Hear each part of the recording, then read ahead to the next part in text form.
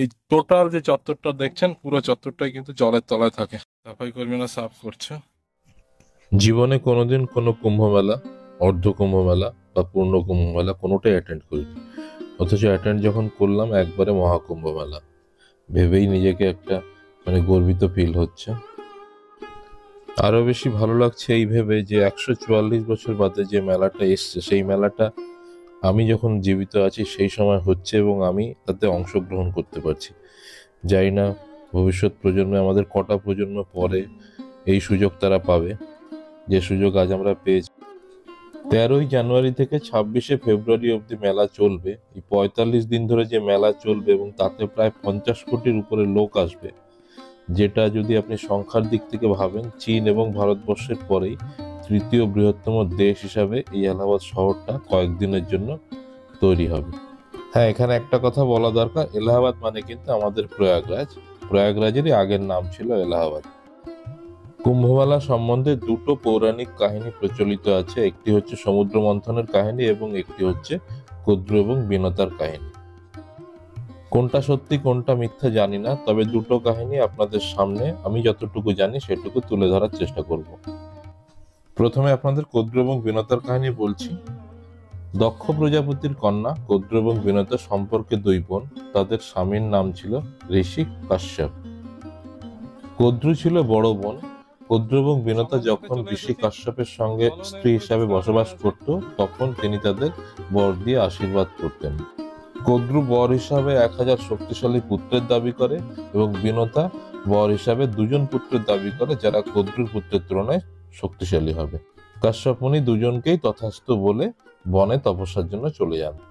যথাসময়ে দুজনেই গর্ভবতী হন এবং তারপর কদ্রু 1000 ডিম পাড়ে এবং বিনতা 2টি ডিম পাড়ে। দুজনেই তাদের ডিম গরম পাত্রে রেখেছিল। 500 বছর পর কদ্রুর ডিম ফুটেছিল এবং 1000 নাক বেরিয়েছিল। কদ্রু তার বাচ্চাদের সঙ্গে খেলা করছে দেখে বিনতা হতাশ হয়ে পড়ে এবং একটা ডিম না ফোটা অবস্থায় ভেঙে ফেলে এবং অধৈর্য হয়ে ভেঙে ফেলার পরে যে বাচ্চাটি বের হয় এবং তার অর্ধেক শরীর তৈরি হয় এবং সে প্রচন্ড ক্ষুব্ধ হয়। মাকে বলে যে এই ব্যবহার যেন অন্য ডিমের সঙ্গে না করা হয়, তার জন্য যেন 500 বছর অপেক্ষা করা হয়। এই বলে সে আকাশে উড়ে যায় এবং সে পরে সূর্যের সারথি হয় এবং তার নাম ছিল অরুণ। ইন্দ্রের যে ঘোড়া উচ্চশ্রবা নামে সাদা একটা ঘোড়া ছিল, সেই ঘোড়ার লেজের রং নিয়ে বিনতা এবং কদ্রুর মধ্যে একবার তর্ক বেঁধেছিল। কদ্রু বলেছিল ঘোড়ার লেজের রং কালো আর বিনতা বলেছিল সাদা। তো এই তর্ক হওয়ার পর তখন তাদের মধ্যে যে বাজিটা হয়, সেখানে কদ্রু চালাকি করে তার সর্পকুলকে তার সন্তানদের বলেছিল যে তোরা সূক্ষ্মভাবে তার লেজের উপরে মিশে থাকবি যাতে রংটা মনে হয় কালো। ফলে আলটিমেট বাজিটা বিনতা হেরে যায়। আর এদিকে 500 বছর বাদে পরের যে ডিমটা ছিল, সেই ডিমটা ফুটে বিনতার যে সেকেন্ড বাচ্চাটা হলো সেটা খুব শক্তিশালী হয় এবং তার নাম রাখা হয় গরুর। গরুর পাখি জন্মের পরে যখন দেখছে যে তার মা বিনতা দাসী হিসাবে কদ্রুর কাছে কাজ করছে এবং সেই কষ্ট সে দেখতে না পেরে সে কিভাবে এর থেকে মাকে বের করা যায় তার উপায় জানার জন্য কদ্রু এবং তার সর্পকুলের সঙ্গে কথাবার্তা বলে। তখন তারা বলে যে স্বর্গ থেকে যদি অমৃত এনে দিতে পারে তবেই তার মা দাসত্ব থেকে মুক্তি পাবে, এবং গরুর সেই অনুযায়ী স্বর্গে যায় এবং সেখান থেকে অমৃত জোগাড় করে এবং অমৃত নিয়ে আসে। পথে দেবরাজ ইন্দ্র বাধা দেওয়ার ফলে পৃথিবীর 4টি জায়গায় প্রয়াগরাজ, হরিদ্বার, উজ্জয়ন, নাসিক এই 4টি জায়গায় অমৃত পড়ে যায় এবং ভবিষ্যতে এই 4টি জায়গায় কুম্ভমেলা হয়। এইভাবে সে তার মাকেও দাসত্বের হাত থেকে রক্ষা করে। হচ্ছে সেক্টর 13 প্রণবকণা সংঘের আশ্রম, আর এই হচ্ছে সেক্টর 14। রাস্তার উপরে এরকম এই লোহার পাট্রি পেতে দিয়েছে, তো এইটা আছে বলে বাইক বা গাড়িগুলো সহজে যাচ্ছে। এই টোটাল যে চত্বরটা দেখছেন পুরো চত্বরটাই কিন্তু জলের তলায় থাকে। বর্ষাকালে পুরোটাই জলের তলায় থাকে। তারপরে তো বলছে গুগল সোজা যেতে, সোজা অনেকটা পথে যেতে হবে মেইন সঙ্গম। তবে আজকে 2 তারিখ, আজকে একটু চেষ্টা করি, যদি আজকে সম্ভব হয় তো ঠিক আছে, কারণ আজকে না যেতে পারলে আর পরের দিন আদৌ সম্ভব কিনা। কর্মীরা সাফ করছে, রাস্তা পরিষ্কার করছে।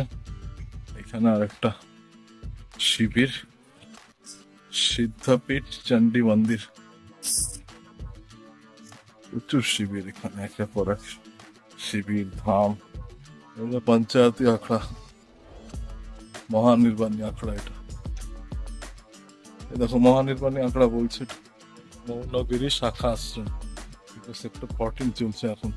আপুর নার্সিং সেবানন্দ ধাম, জ্ঞানেশ্বর মঠ শিবির, মাটুঙ্গা মুম্বাই। এটা মুম্বাই থেকে এসছে, বেশ বড় সড়ো টেন্ট করেছে।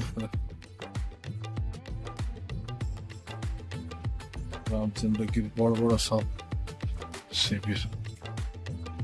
দুপুরের রোদে 1 থেকে 1.5 ঘন্টা হাঁটার পরে সিদ্ধান্ত নিলাম বাইক নিতেই হবে। 800 টাকা দিয়ে একটা বাইক ঠিক করলাম। এবার পিপাপুল অব্দি যাচ্ছি।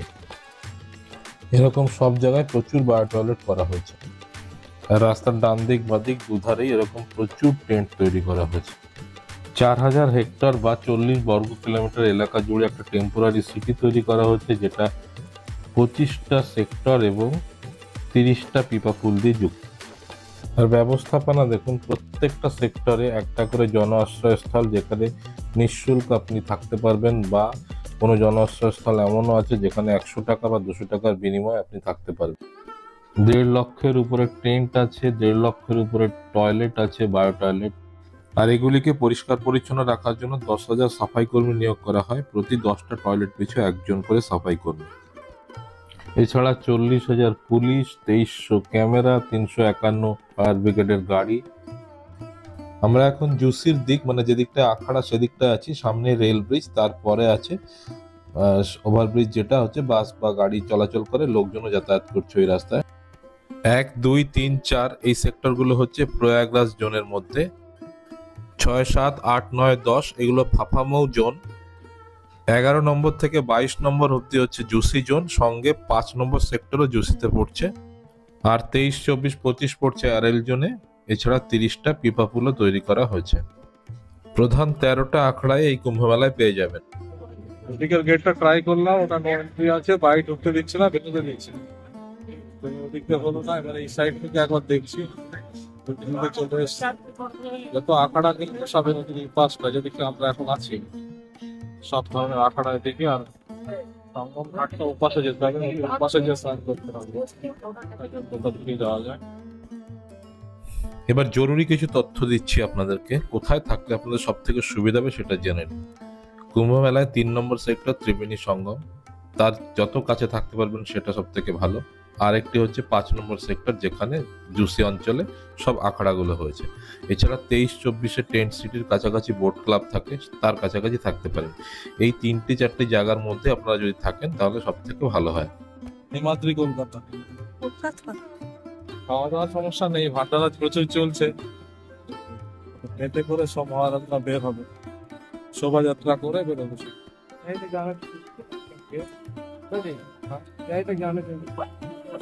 আপাতত হাঁটছি, বাইকে করে এলাম। 800 টাকা নিল 13 নম্বর সেক্টর থেকে এই অব্দি আসলাম, তো বেশ অনেকটাই পথ। এবার কথা হচ্ছে যে সঙ্গমটা খুঁজে বের করা, দেখা যাক। এসেছি এতটা, চেষ্টা করা যাক। বসন্ত পঞ্চমীর যোগ তো লেগে আছে 2 ফেব্রুয়ারি থেকে। তা আপনারা জানেন সরস্বতী পুজো 2 তারিখ 3 তারিখ 2 দিন পড়েছে। তো দেখাই যাক কি হয়। 9টা 14 থেকে বসন্ত পঞ্চমীর যোগ লেগেছে, দেখো। এইগুলো সব শোভাযাত্রা সহ বেরোবে 3 তারিখে বসন্ত পঞ্চমীর দিন, কারণ 29 তারিখে তো একটা দুর্ঘটনা ঘটেছিল আপনারা জানেন, ফলে সেদিন আর শোভাযাত্রা বের করা সম্ভব হয়নি। শোভাযাত্রা যখন বেরোবে এদের সবই এগুলো নিয়ে সব সাধুরা বেরোবে, আর তার পেছন পেছন ভক্তরা যাবে। নাইট কিং শানপুর কেমন লাগবে ভাবুন।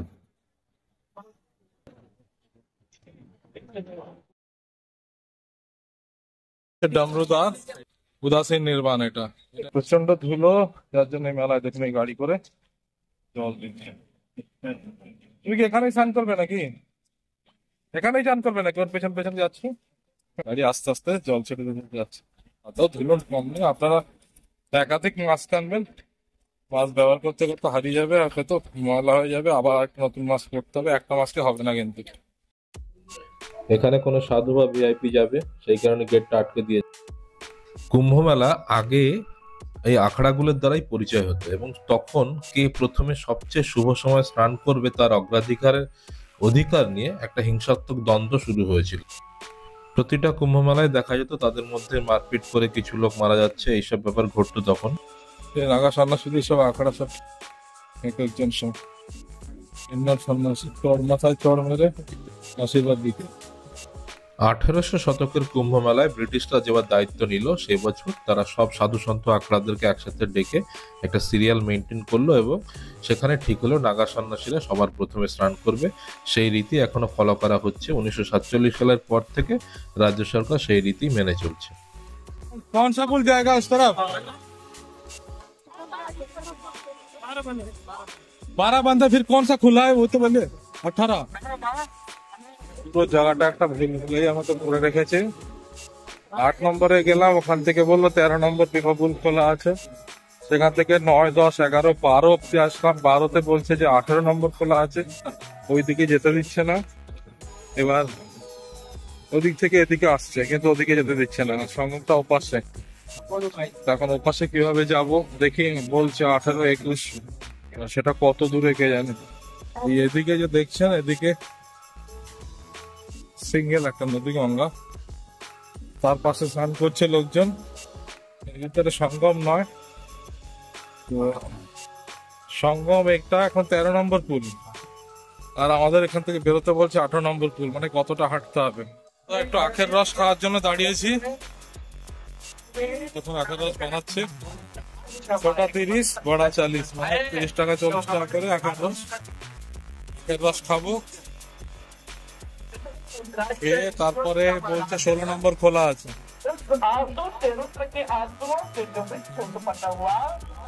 16 নম্বর গেট, 16 নম্বর গেটটা খোলা আছে, ওপাশে যেতে দিচ্ছে। তার আগে একজন বলেছিল 18 নম্বর গেট, যাই হোক 16 নম্বর গেট খোলা আছে, এটা দিয়ে ওপাশে যাবো। আর এদিকে বেরিয়ে, এই পিপা পুল দিয়ে বেরিয়ে আমাদের আবার বাদিক যেতে হবে। বাদিকে প্রায় 2-3 কিলোমিটার, 3 কিলোমিটার মতো হাঁটতে হবে, তবে সঙ্গম আসবে। যাই হোক একটা গেট খোলা পাওয়া গেছে, এটাই ভাগ্যের। ঢুকে যাচ্ছি আমরা। অনেক সাধ্য সাধনার পর চড়তে পেরেছি। এই হচ্ছে 18 নম্বর পুলের আগে, সরি 16 নম্বর পুল। এটা 16 নম্বর পুল দিয়ে ওপাশে যাচ্ছে, শুধু লোক আর লোক। মানে একটাই গেট দিচ্ছে দিকে যাওয়ার জন্য। তার এই পাশে দেখুন, সবাই গঙ্গার পাশে স্নান করছে, প্রচুর লোক স্নান করছে। এদিকে বায়ো টয়লেট ফয়লেট সব করা আছে, চেঞ্জিং রুম আছে, ওয়াশরুম আছে, সবকিছু আছে। খড় বেছানো, বিচালি বেছানো, আর এইভাবে ব্যারিকেড করা। তার এই পাশটা স্নান করবে, এই পাশে মূল গঙ্গা। এদিকে জলে তো বেশ কারেন্ট থাকবে, ব্যারিকেডের মধ্যে জলে কারেন্ট থাকবে না। বড় বড় পাইপ, যেন পিপা, আর তার উপর দিয়ে ফুল, তাই ফুল পিপা। এই বড় বড় পাইপ, তার উপরে লোহার শিট বিছিয়ে, তার সঙ্গে নিচে ওয়েল্ডিং করে দিয়ে টেম্পোরারি হয়ে গেল। এখন আর সঙ্গে আমি ঘাটে পৌঁছালাম না। স্নান করতে করতে কতক্ষণ বাজবে কে জানে, সন্ধ্যা হয়ে যাবে মনে হচ্ছে। এখন 3 কিলোমিটার 10 মিনিট করে। দশাশ্বমেধ ঘাট আছে এখানে, একটা প্রয়াগরাজে দশাশ্বমেধ ঘাট আছে। এখানে বারাণসীর মতনই বিখ্যাত এই ঘাটটা। নম্বর পুল, 13 নম্বর পুল থেকে নিচে নামবো। এখানে দেখুন ডান দিকে একটা রাস্তা চলে গেছে, এই রাস্তাটাই বলছে সঙ্গমে যাবে। তো ট্রাই করবো, দেখি কত দূর যাওয়া যায়। আপনারা এইটা মার্ক করুন, যারা ওদিকে আসবেন, আখড়ার দিকে যারা উঠছেন জুসির দিকে, ওদিক থেকে পাশে আসবেন। যে পুলটা ফাঁকা পাবেন, সব পুলতে নামতে দেবে না। 13 নম্বর থেকে নিচে নামছে, ট্রেন আসছে। তারা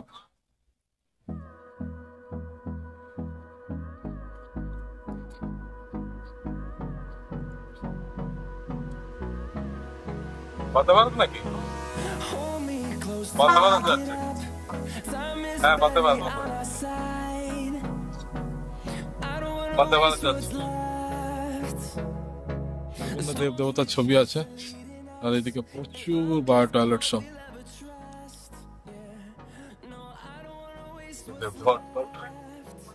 সেইভাবে আমরা চলতে চলতে নদীর ধারে চলে আসলাম। এখানে দেখুন কি সুন্দর ছোট ছোট বাচ্চারা সেজে গুজে এসেছে মেলায়। সবাই ওদের ছবি তুলছে আর সাথে সেলফিও তুলছে। ময়লা জমা হচ্ছে কুড়াদানি থেকে, ওরা সব ময়লাগুলো তুলে তুলে নিয়ে চলে যাচ্ছে। ঘন্টার পর ঘন্টা ওরা এইভাবে কাজ করে পরিষ্কার করছে। সামনে আর একটা সঙ্গম দ্বার, সঙ্গম দ্বার আসছে, দ্বার তো এলো, সঙ্গম ঘাট কতক্ষণে আসবে সেটাই কাজ। সঙ্গম দ্বার থেকে সঙ্গম ঘাটের কাছে চলে এসেছি আমরা।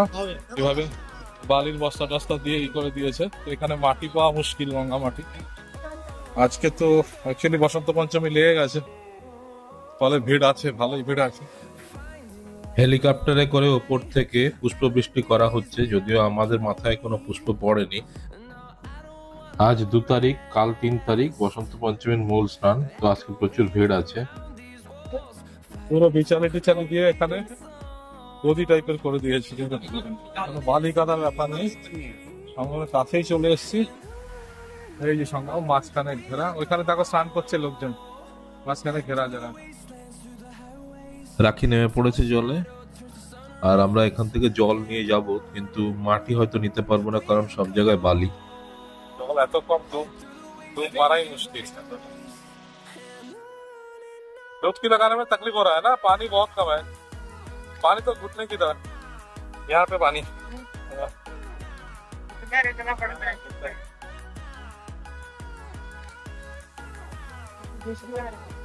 यहाँ पे यही कोई दूसरा क्या गंगा नहा लिया?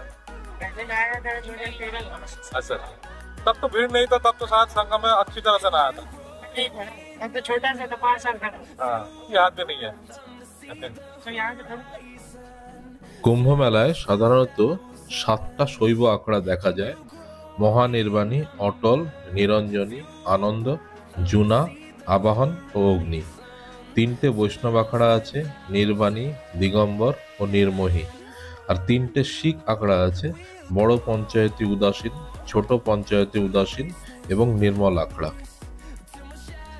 10টি শৈব ও বৈষ্ণব আখড়াগুলি দশনামী নামেও পরিচিত, এবং তারা বিশ্বাস করে যে আদি শঙ্করাচার্য তাদের প্রতিষ্ঠা করেছিলেন, এবং তাদের ঐতিহ্যগত কর্তব্যগুলির মধ্যে একটি হলো ধর্ম রক্ষা করা।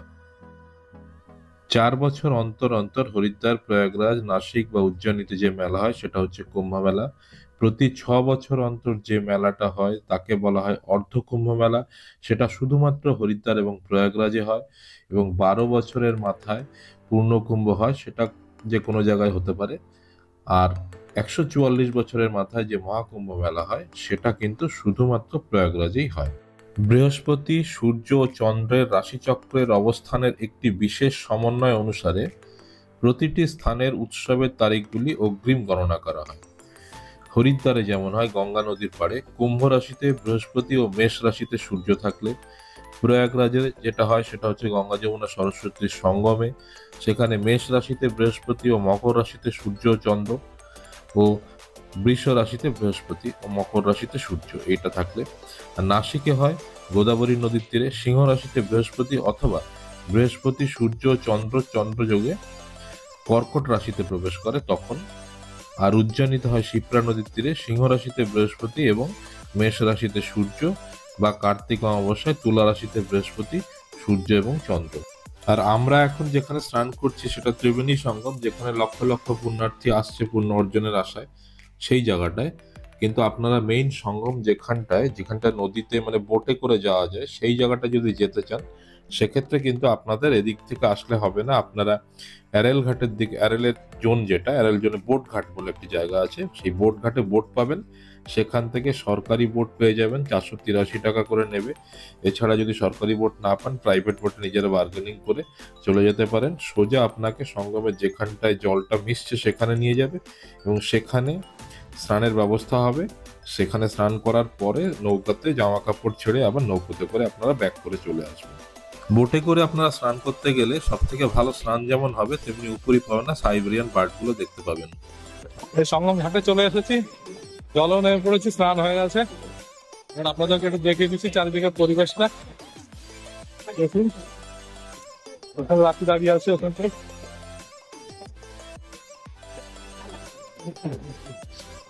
এটা আমি বোঝাচ্ছি আপনাদেরকে। বাকি যদি এখানে সবাই স্নান টান করছে, চারদিকটা দেখে নেন,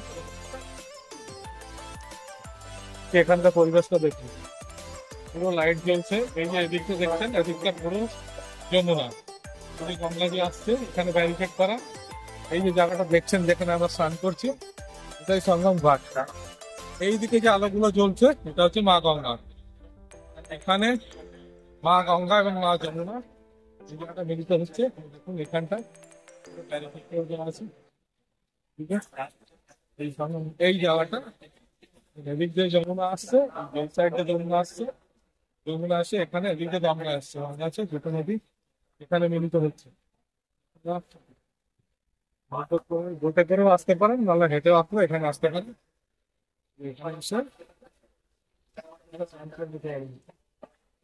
শীত ফিত কিন্তু তেমন লাগছে না, অনেকটা ঠান্ডা কমেও গেছে আগের থেকে।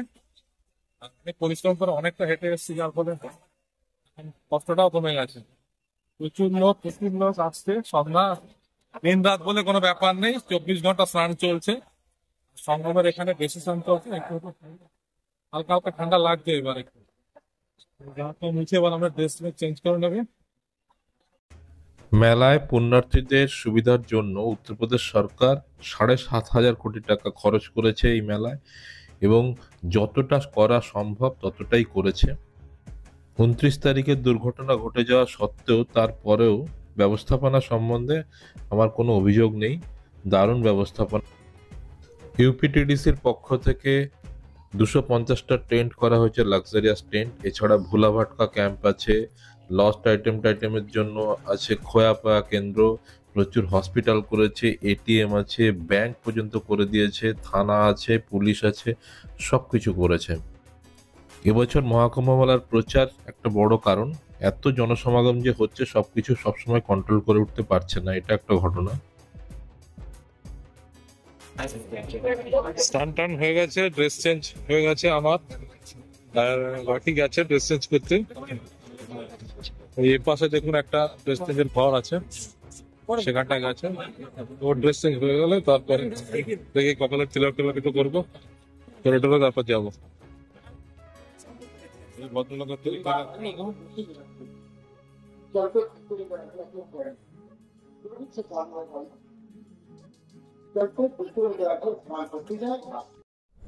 স্নান হয়ে যাওয়ার পর একজন পুরোহিত মশাইকে নিয়ে আসলাম এবং তিনি আমাদের মাথায় কপালের তিলক টিলক কেটে দিলেন রাম নামের।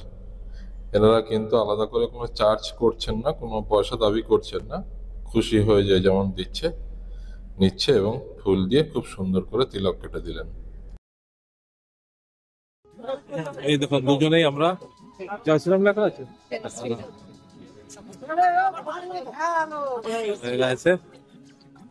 অনেক কষ্ট করে সঙ্গমে স্নান হলো। কালকে গঙ্গা ঘাটে হলেও কোনো সমস্যা নেই, যেখানে হয় হোক। কালকে প্রচুর ভিড় হবে, এখানে যদি আসতে পারলে ভালো, না আসতে পারলে যেখানে পারবো গঙ্গা ঘাটে হোক করে নেবো। আজকে তো সঙ্গমে স্নান হয়ে গেল, আজকেও মহাপঞ্চমীর যোগ আছে, তো অসুবিধা নেই, আজকে করে নিলাম। কুম্ভ মেলা কিন্তু মেলা বলতে আমরা সাধারণত যা বুঝি তেমন কিন্তু ব্যাপার নয়। এখানে আপনি নাগরদোলা, জিলিপি বা বাদাম ভাজা এই ধরনের ব্যাপার এখানে কিন্তু হবে না। মেলায় প্রচুর রকমারি দোকান আমরা দেখে থাকি, এখানে কিন্তু সেই ধরনের ব্যাপার স্যাপার নেই। এখানে আপনি সবাই পুণ্য করতে আসছে, স্নান করবে, ডুব দেবে, ডুব দেওয়া হলে চলে যাবে। মেলার ভাইবস আমাদের এদিককার মেলায় যেমন হয় সেই রকম ভাইবস পেতে গেলে আপনি 1 নম্বরের কাছাকাছি যদি যান, সেখানে কিছুটা পাবেন, কারণ সেখানে আপনি নাগরদোলা টোলা পাবেন। ভিডিওর শুরুর দিকে আপনাদেরকে কদ্র এবং বিনতার কাহিনী বলেছিলাম, যেটা কুম্ভ মেলার সাথে সম্পর্কিত। ঠিক সেই রকমই আরেকটি জনপ্রিয় কাহিনী, সেটা হচ্ছে সমুদ্র মন্থনের কাহিনী, যেটা কুম্ভ মেলার সঙ্গে সম্পর্কিত। তো সেই কাহিনীটাও আপনাদেরকে বলবো, কিন্তু সেটা ফেরার সময়, বাড়ি ফিরতে ফিরতে বলবো। আমরা এখানে প্রণবকন্যা সংঘের আশ্রমে উঠেছি, তো রাত হয়ে যাচ্ছে, সেখানেও ফিরতে হবে। এই দেখুন ট্রাক্টরে করে বিচালি নিয়ে এসেছে, এত বিচালি পাতা আছে, তার উপর দিয়ে আবার বিচালি পেতে দিচ্ছে, যাতে বালি টালি না লাগে স্নান করার পরে। জায়গায় এরকম একটু একটু বাদে এরকম সব ওয়াশরুম করে দিয়েছে। এখানে মহিলারা 4 জন করে ঢুকতে পারবে। আর এইসব জায়গা দেখুন, পুরো জায়গাটা বিচালি পেতে দিয়েছে। স্নান হয়ে গেছে, এবার আমরা ফিরছি। এবার আবার পুল দিয়ে, বিপা পুল দিয়ে পাশে যেতে হবে। বিপা পুল পার করে তারপরে 13 নম্বর সেক্টর সে যেতে হবে। দেখি যদি বাইক এলাকায় ফোন করে পাওয়া যায় তাহলে ওকে ফোন করবে। এখানে পুলিশ সহায়তা কেন্দ্র আছে, এগুলোও কিন্তু স্নান করে এক্সচেঞ্জিং রুম। দেখো এটা দূরে হয়ে গেছে একটু, এত দূরে কেউ আসছে না, সবাই ঘাটের পাশে। চেঞ্জিং রুম প্রচুর আছে, কিন্তু একটু এগুলো দূরে দূরে হয়েছে, আর এইসব জায়গায় স্নান কম লোক করছে, সবাই সঙ্গমের ওখানটায় করছে। যার ফলে মেইন সবাই এখানে স্নান করে ওখানে চেঞ্জ করে নিচ্ছে, চেঞ্জিং রুম অব্দি আসছে না। একটু উপরে উঠলেই কিন্তু মেয়েদের এখানে চেঞ্জিং রুম পুরো ফাঁকা, আরামে সবাই স্নান করে এসে এখানে চেঞ্জ করতে পারবেন। ঠান্ডা লাগলে কাঁপতে কাঁপতে গামছাটা জড়িয়ে এখানে চলে আসবেন। ঠান্ডা লাগছিল না, ঠিক আছে? অত ঠান্ডা নেই, অত ঠান্ডা নেই। बाबा जी को क्या नाम? ताकि संत को आपने दिया है, संत की आत्मा प्रसन्न किया है, और संत भगवान तुझको क्या दे दें? जो आपका मन दोनों एक साथ। क्या नाम? विकास। परिवार की सुख शांति चाहे। क्या मैं इस पर दाढ़ी আছে, কার জন্য দাঁড়িয়ে আছে কে জানে।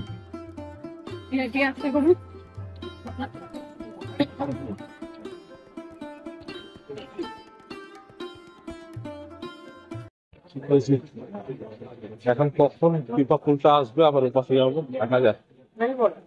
সবাই হাজার হাজারে লাখা লাখে তারা চলছে, সবাই লাইন দিয়ে আছে।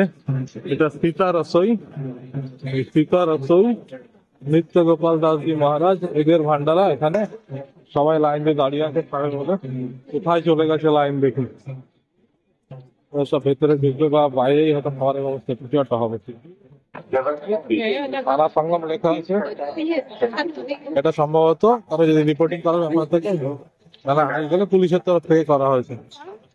আচ্ছা এখন ভুট্টা খাবো এখানে, নিচেই রাখো তাহলে আর কি।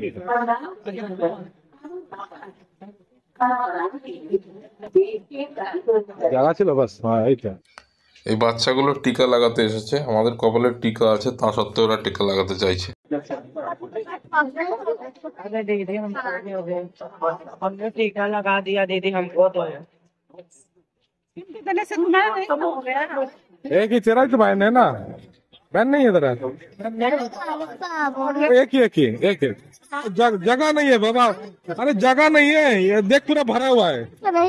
ফেরার পথে এখানে সন্ধ্যা আরতি দেখতে পেয়ে দাঁড়িয়ে পড়লাম এবং সন্ধ্যা আরতি কিছুক্ষণ এনজয় করে তারপর আবার সামনের দিকে এগোবো।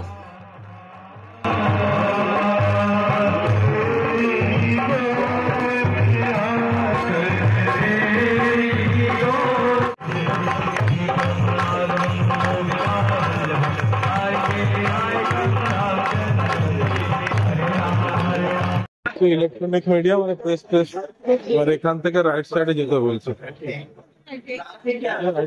ভান্ডারা চলছে, হ্যাঁ ভান্ডারাই চলছে। কি আখাড়া আছে, 10 নাম আখাড়া বা কিছু। এদিকে এই জন আশ্রয়স্থল, এটা কিন্তু পাবলিকের জন্য। এখানে 100 টাকা করে বা ফ্রি, যে কোনো 8 নম্বর পিপা পুল খুঁজে জুসির দিকে চলে যাব আমরা। পেলাম 8 নম্বর পিপা পুল, 8 নম্বর থেকে এবার ওই পাশে যাবো। আখাড়া গুলো সব জেসির দিকে, এবং আমাদের 13 নম্বর সেক্টর। এদিকেও সেক্টর আছে, 1 থেকে সম্ভবত 7 অব্দি এদিকে, 7 বা 8 অব্দি সম্ভবত। ম্যাক্সিমাম সেক্টর কিন্তু এদিকটায় 22 বা 23 অব্দি সেক্টর দেখেছি আমি। 22 নম্বর সেক্টর বা 23 নম্বর সেক্টর, মোস্ট প্রবাবলি 22। আর এদিকে আছে 7টা সেক্টর, মানে 15টার বেশি সেক্টর এই পাশে। পুল আর সেক্টরে কিন্তু গোলাবেন না, পুল আলাদা জিনিস, সেক্টর আলাদা জিনিস। পিপা পুলের নম্বরের সঙ্গে সেক্টরের নম্বর গোলালে কিন্তু সব গুলিয়ে যাবে। আমরা আপাতত 8 নম্বর পিপা পুলের সামনে দাঁড়িয়ে হয়েছে, বসে আছি, বাইকের জন্য ওয়েট করছি। একটি বাইক কখন আসবে সেটাই কথা। বাইক আসলে আমাদের 13 নম্বর সেক্টরে যেতে হবে। আসলে হচ্ছে পুনঃ। এখানে দেখুন একজন নাগা সন্ন্যাসী দাঁড়িয়ে আছে, ডমরু বাজাচ্ছে এবং এই হাতে একটা লাঠি মতো আছে, ওইটা দিয়ে মাথায় আশীর্বাদ করছে। বাইক এসে গেছে, এবার আমরা আশ্রমের দিকে ফিরে যাচ্ছি। আর যেতে যেতে আপনাদেরকে সমুদ্র মন্থনের কাহিনী বলছি। দেবরাজ ইন্দ্র তার হস্তিবাহন ঐরাবতে চড়ে দুর্বাসা মুনির নিকট একবার দেখা করতে যান এবং দুর্বাসা মুনি তখন তাকে একটি মালা উপহার দেন। বালির রাস্তার উপরে লোহার শিট পাতা, তো বালি যাতে না ছড়ায় সেই জন্য রাস্তায় এত পরিমাণে জল দিয়েছে যে রাস্তা কাদা কাদা হয়ে গেছে। যাই হোক, গল্পে ফিরে আসি।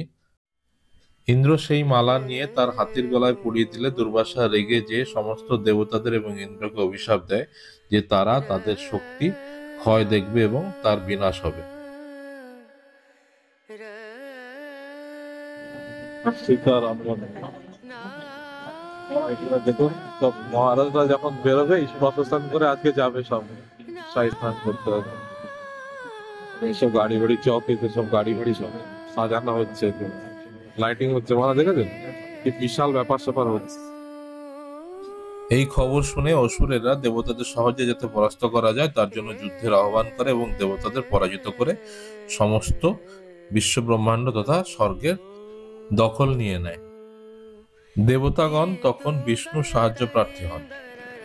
তিনি তখন দেবতাদের নির্দেশ দেয় যে অসুরদের সাথে কূটনৈতিক সম্পর্ক স্থাপন করতে, অসুরকুলের সাথে আতাত করে চলতে, এবং তারপরে নিজেদের মধ্যে ঠিক করেন যে তারা সমুদ্র মন্থনের মাধ্যমে অমৃতের খোঁজ আনবেন এবং তার ফলে দেবতারা বলশালী হবে এবং সেই অমৃত পেলে বলশালী হবে এবং তারপরে যুদ্ধে অসুরকুলকে হারাবে।